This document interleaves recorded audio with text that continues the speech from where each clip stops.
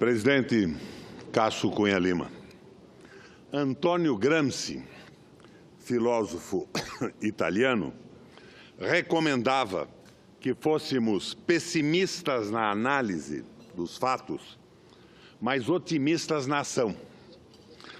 Vou me guiar pelo conselho e, assim, darei a esse pronunciamento que pretendo fazer o título de Como retomar a esperança no meio do caos. Estamos enfrentando um desafio do destino.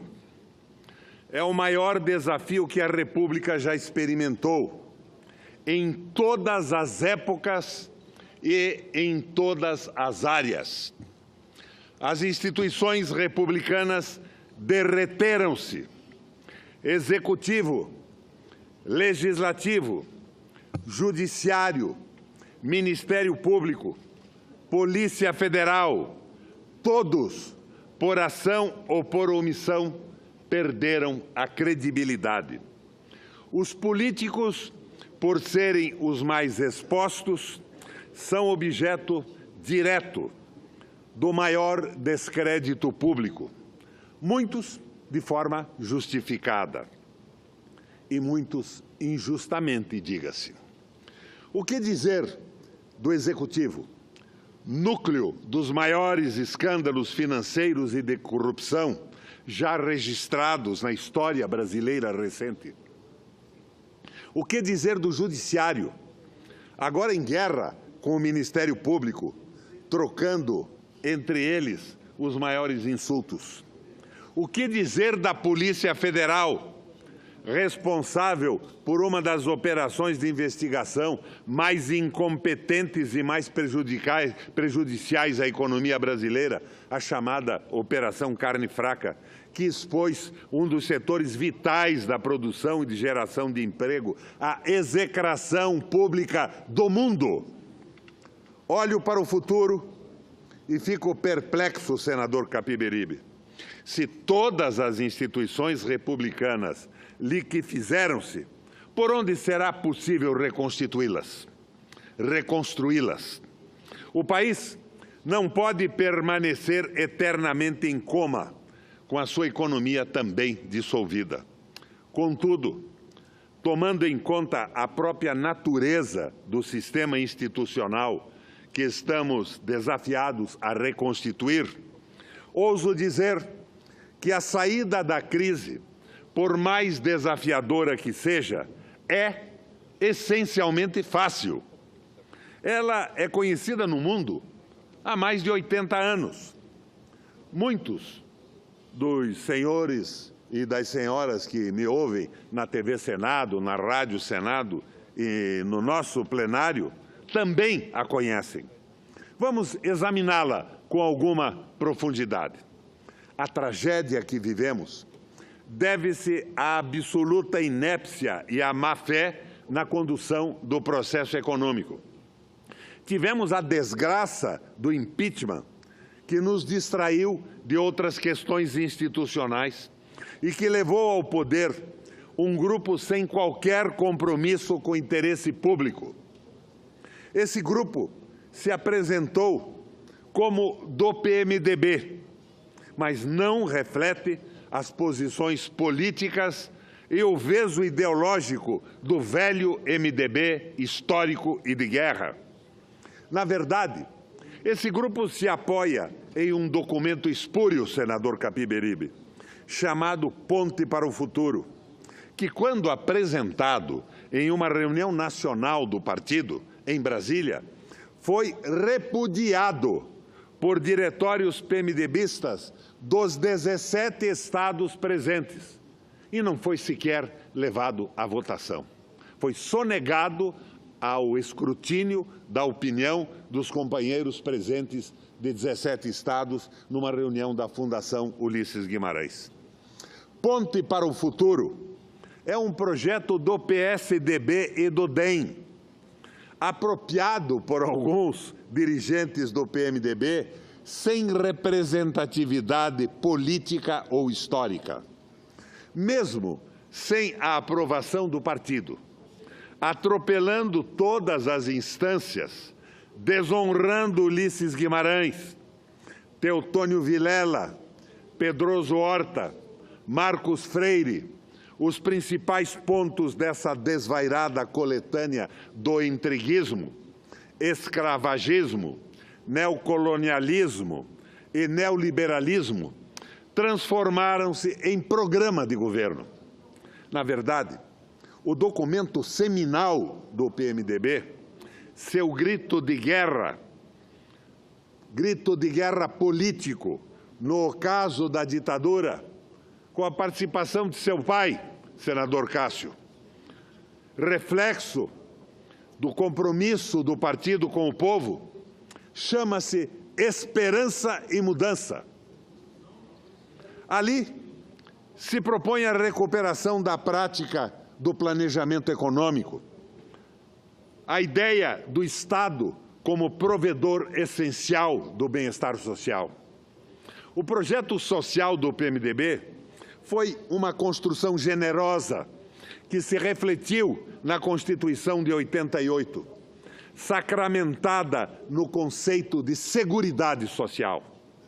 É essa construção que o governo Temer e sua ponte sem destino tenta destruir de uma canetada, invocando a cumplicidade do Congresso Nacional para destruir a Previdência Social. Todavia, senhores, estou convencido que conheço os meus pares, sobretudo do Senado, e que esse embuste não será aprovado. Já tratei disso especificamente em pronunciamento anterior. Não vou repeti-lo, apenas insistirei na afirmação categórica de que a proposta da reforma da Previdência é um embuste, uma traição à Constituição de 88 e a destruição do sonho quase realizado da esperança e mudança. Convoco meus pares do meu velho MDB de guerra e todos aqueles que têm lutado por um Estado social no Brasil a repelirem este infame projeto. Chamo, em primeiro lugar, os PMDBistas, porque temos um dever histórico em relação ao Esperança e Mudança. Mesmo os que chegaram mais tarde ao partido têm a obrigação moral de defender as teses tradicionais que caracterizam o PMDB por um longo tempo, que caracterizaram o nosso PMDB por um longo tempo, em um longo caminho de lutas. Mas a sensibilidade social não pode ser privilégio de alguns partidos e grupos. O compromisso com a destruição do sistema previdenciário brasileiro, por razões ideológicas, é apenas do PSDB e do DEM. Todos os demais devem ter a consciência livre para escolher o caminho certo da justiça social, inclusive os partidos vinculados a confissões religiosas. PMDBistas, reafirmo a terceirização, a reforma da Previdência, entre outras iniciativas fascinorosas contra o povo, são projetos do PSDB e do DEM, não do velho MDB de guerra. Vamos dar nome aos bois, às raposas e às hienas. Foi o agora ministro Moreira Franco, o ideólogo máximo da República Temer-Mereliana, quem contrabandeou essa excrescência para dentro do PMDB. Dando um mergulho passadista em sua militância e valendo de sua posição de presidente da Fundação Ulisses Guimarães, Moreira Franco encomendou a um notório economista de mercado, notoriamente vinculado à dobradinha PSDB-DEM, a malfadada Ponte para o Futuro. Por favor, PMDBistas, esse programa não é nosso. O governo Moreira Franco não é nosso. Senhoras e senhores senadores brasileiros que nos acompanham, Reconheço que não apenas no PMDB, mas em todos os partidos, há muitos parlamentares envolvidos em irregularidades. Entretanto, não quero fazer julgamentos. Isto é para fascistas, para a direita irracional e peçonhenta. Todos têm direito à presunção de inocência e ao devido processo legal. Quem lhes fala, por sinal, não está envolvido em um único inquérito ou processo de lava-jato ou de outras operações policiais. Também não poupei críticas, às vezes violentas, aos que comprovadamente prevaricaram.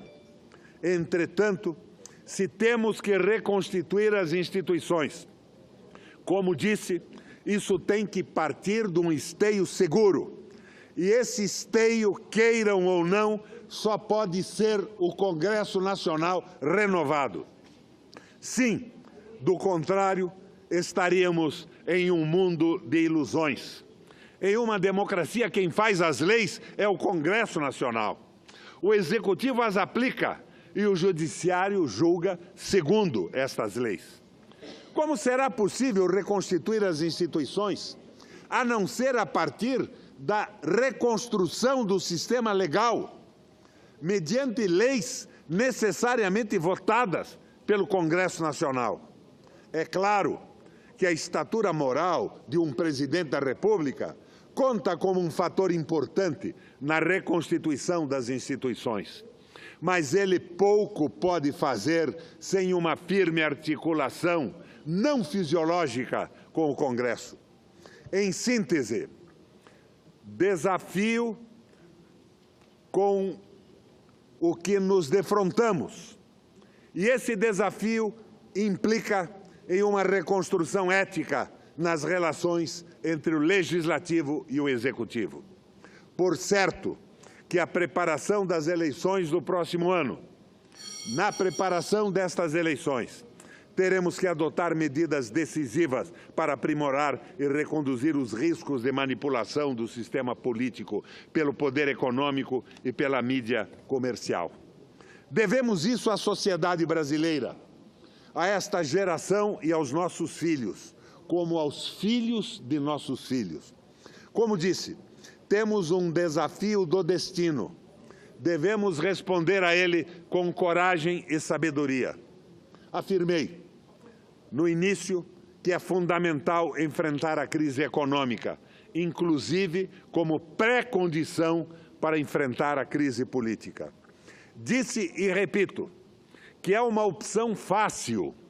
Basta fazer o que Franklin Roosevelt nos Estados Unidos e Omar Shash na Alemanha fizeram nos anos 30 do século passado.